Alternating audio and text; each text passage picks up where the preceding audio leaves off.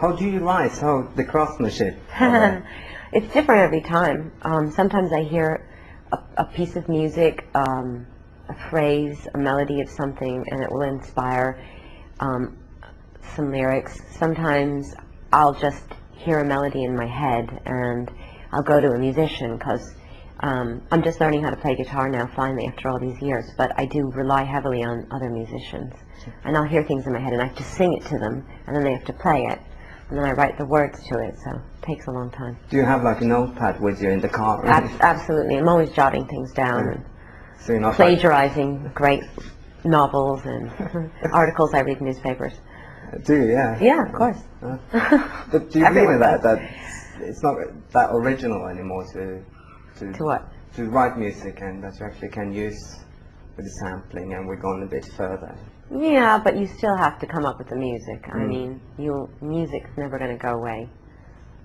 Looking back, like, how did you write a great song like a prayer? Do you remember? Is that like a moment in time for you? I don't know. It's just divine inspiration. I can't explain things like that. It just comes to my head. What has that changed actually? How you write from the early days, or from when you started? Has what changed? The writing process. Well, just like I said, I feel I'm freer. I have more confidence. I think I'm a better lyricist than I used to be. How do you challenge yourself? Just get up in the morning. I have a lot of responsibilities, so I don't feel like I need to challenge myself. There's just challenges every day, trying to find time to do all the things that are important to me. That's a challenge. You said that you have a lot of responsibility. Does that mean that you have to prioritize your time better? Sure. Yeah. I have my family, I have my work, I have my relationship, I have my friends. That's a challenge, just trying to keep a balance of everything, because they're all important to me. Good. I saw an interview on MTV last night, and you said you were nervous before your performance. Yeah, I'm always nervous. Why? I don't know. Because I want to do a good job. Yeah. Yes. I always get an adrenaline rush right before I go on stage. It's everything. Oh, remember the words. Don't trip on your heels. I don't know. It just happens. I thought that would come with confidence. I wish it did. I wish that I would get to a point where I could go on stage and not feel nervous, but so far it hasn't happened. I know that you've done one gig and you're doing another one in Brixton. Are you planning a tour? Or? Yeah, I am. I plan to go on tour next year, and this is sort of my way of getting back into it. Are you coming to Norway? Norway? Yeah. I don't know. You never know.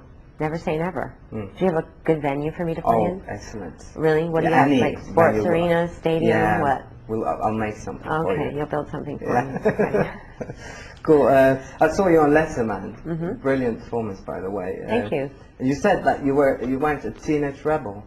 No, I wasn't. I was a goody two-shoes when I was little. Why? Why? Yeah.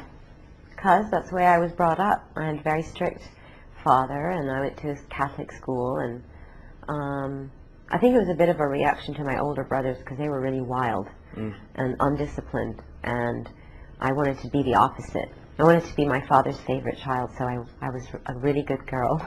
But do you celebrate? Yeah, I celebrate in my own quiet way. What's that? I mean, it's not like they don't mean anything. I do appreciate it, because I know that it means that my work is appreciated. So it does mean something to me. Do you see yourself as a grown-up now? Yeah, unfortunately. What does that mean? No, I'm just kidding. Yes, I'm a grown-up. It means that I have to act like one. Med en suksessfull karriere som startet på begynnelsen av 80-tallet, har Madonna ofte blandet seg inn i den offentlige debatt. Og det er ingen hemmelighet at det sto Al Gore på stemmeseddelen hun sendte fra sitt nye hjem i London til hjemstaten California. Yeah, my father's a staunch Republican. We disagreed all the time. What about thinking about the counting and stuff? Well, I mean, if everybody admitted, that they thought they were voting for one person and then they were voting for another person, then it's only fair that they should be recounted. But it makes you think about all the other elections and just wonder, you wonder about how anyone got elected in the first place. Do you think that's a problem generally, that the politicians are getting too much alike? Yeah, there's no real difference between a Republican and a Democrat. Yeah, because they just want to be popular. And the only way to be popular is to sort of not really take a stand on anything. But then you lose the whole idea of politics. People are supposed to take stands, and even if that means they won't be popular.